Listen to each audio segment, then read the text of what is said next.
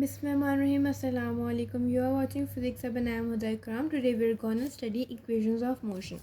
तो इस टॉपिक में हम लोग पढ़ेंगे इक्वेशंस ऑफ मोशन क्या होती हैं. There are three basic equations of motion for bodies moving with uniform acceleration. Total three basic equation है मोशन की एक मूविंग बॉडी के लिए. These equation are used to calculate the displacement, velocity, time, acceleration of a moving body. यानी ये equation हम लोग इसलिए इस्तेमाल करते हैं ताकि हम किसी भी बॉडी का displacement, time, velocity and acceleration को फाइंड आउट कर सकें. तो अब हम लोग एक एग्जांपल की मदद से इक्वेशन ऑफ मोशन को समझेंगे. सबसे पहले हम ये एग्जांपल लेते हैं. Suppose a body is moving with uniform acceleration a. During some time interval t, its initial velocity vi changes and denoted as final velocity vf.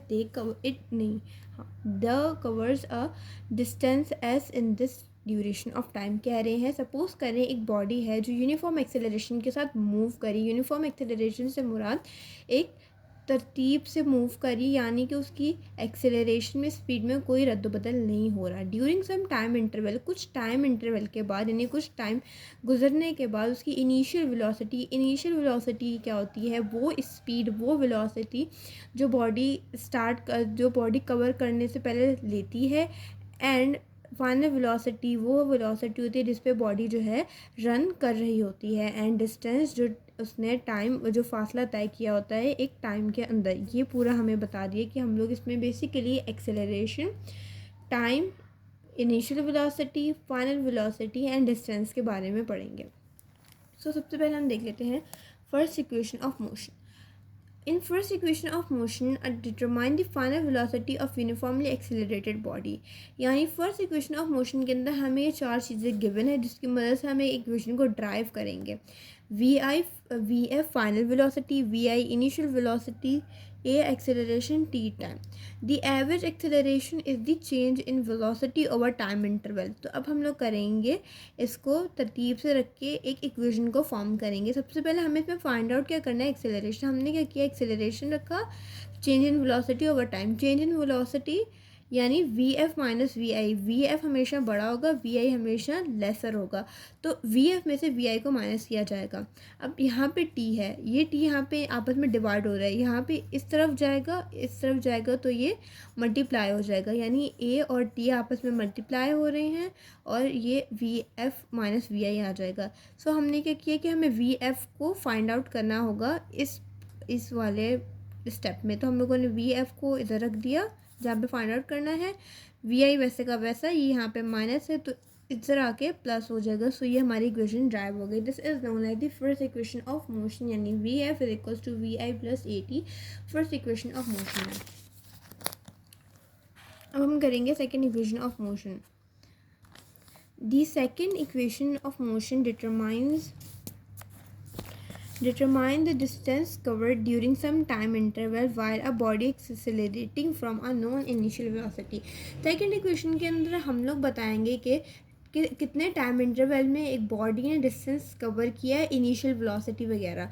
हमें पता है. अब हम लोग कुछ चीज़ों को सपोज करके एक इक्वेशन को फाइंड आउट करेंगे. तो हमें ये बात पता है कि एवरेज वेलोसिटी क्या होती है, v f plus v i over two. Average velocity निकालने का फॉर्मूला ये है. तो हम लोगों ने क्या किया कि putting value of V F from equation 2.5 wicket, हमने क्या किया, एवरेज वेलोसिटी के अंदर वी एफ की वैल्यू डाल दी. तो average velocity is equals to v i plus a t plus v i over two. यहाँ पे दो वी आई, एक यहाँ का वी आई और एक पुरानी इक्वेशन का यानी फर्स्ट इक्वेशन ऑफ मोशन का वी आई हमने डाला. तो वी आई ब्रैकेट में ये दोनों थे, हम लोगों ने ए टी को अलग कर दिया, वी आई दोनों थे एक साथ कर दिया उनको, और प्लस ए टी. यहाँ पे टोटल कितने, एक दो वी आई हैं, तो हमने 2 लगा के 2 v i plus a t वैसे का वैसा 2 आ गया. अब हमने क्या किया कि 2 वी आई थे, हमने 2 वी आई ओवर 2 लिख दिया, यानी इस 2 को एक इसके पास दे दिया और एक 2 इसके पास आ गया इक्वेशन में. तो 2 v i over 2 a t over 2. हमने अब क्या किया कि यहाँ का 2 जो हम लोगों को सपोज किया था इसको और इसको हमने काट दिया. हमारे पास क्या बचा, v i plus a t over 2. V i हमने लिख दिया प्लस 1 ओवर 2 ए टी. तो अब वन कहाँ से आया? वन इसलिए आया क्योंकि हमारे पास ए टी और ये सारी चीज़ें सिर्फ एक थी, इसलिए हम लोगों ने वन को भी सपोजिशन के लिए लगा दिया यहाँ पे। S d s is equals to v i v t और v is equals to s t. हमें बेसिकली फाइंड आउट क्या करना है? डिस्टेंस। डिस्टेंस का हमें इक्वेशन बनानी है सेकेंड इक्वेशन में, तो हम लोगों को डिस्टेंस एस का इक्वेशन सॉरी वो फॉर्मूला में डालना पड़ा। तो हमने क्या किया? एस टी ये वाली चीज़ यूज़ की, s t is equals to v i plus 1/2 a t यहाँ पे आ गया। अब यहाँ पे जो टी है यहाँ पे डिवाइड हो रहा है, इसको हम इधर ले जाएंगे, ये यहाँ पे मल्टीप्लाई हो जाएगा ए टी के साथ, तो एस वैसे का वैसा बचा वी आई, फिर यहाँ पे हमने टी एक लगा दिया, यहाँ से एक टी इधर आ गया प्लस 1/2 ए टी। अब यहाँ पे स्क्वायर इसलिए है क्योंकि इस पूरी इक्वेशन में टोटल 2 टी हैं, तो 2 टी हो इसलिए हम लोगों ने स्क्वायर लगा दिया। तो इसकी इक्वेशन ये बनी, this equation known as s is equals to v i t plus 1/2 a t two. तो ये सेकेंड इक्वेशन ऑफ मोशन है। अब थर्ड इक्वेशन ऑफ मोशन समझते हैं।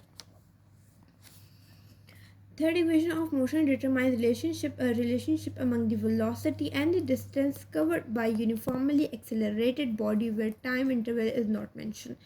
थर्ड इक्वेशन ऑफ मोशन के अंदर हम लोग डिस्टेंस फाइंड आउट करेंगे यूनिफॉर्मली एक्सेलरेटेड बॉडी का, लेकिन हम इसमें टाइम मेंशन नहीं कर रहे। So let's take the first equation of motion. हम लोगों ने सपोज करने के लिए इसमें first equation of motion v f is equals to v i plus a t add किया।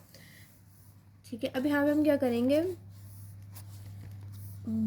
Bye squaring the both sides of equation हम लोगों ने क्या किया? स्क्वायर ले लिया दोनों तरफ, यानी इस तरफ भी स्क्वायर रख लिया और इस तरफ भी स्क्वायर ले लिया। स्क्वायरिंग से हम लोगों ने इसको सॉल्व करना है, तो वी एफ स्क्वायर इधर आ जाएगा v i square plus 2 v i a t. ये हम लोगों ने हर एक पार्ट के साथ जो है स्क्वायर लगा दी। यहाँ पर हम इसको इस तरीके से लिख सकते हैं, यहाँ पर इस तरीके से।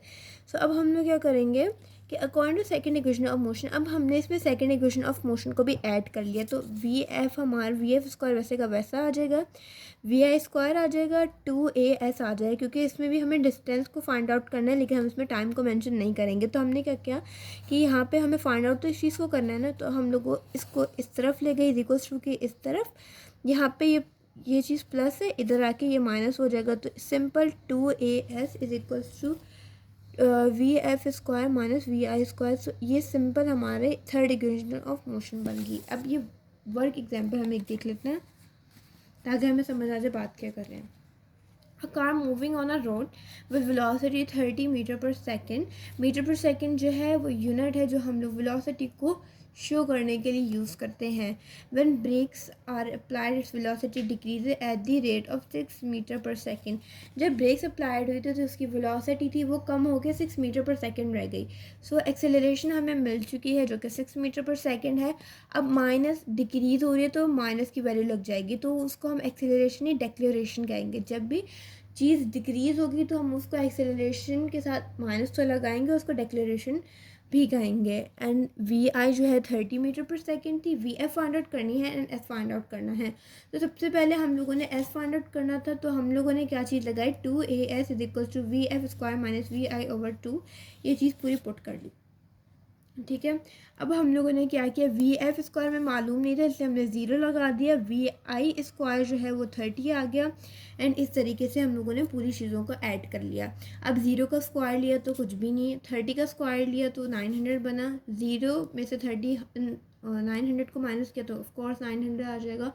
तो -900 और -12 को हम लोगों ने जब डिवाइड किया तो 75 मीटर आगे, यानी ये डिस्टेंस है जिस पे कार जो है स्टॉप हुई। सो गाइस, आज की इस वीडियो में हम लोगों ने first equation, second equation, third equation को पढ़ा और वर्क एग्जांपल नंबर 5 की। So guys, please subscribe and like to my channel. जज़ाकल्लाह, अल्लाह हाफिज़।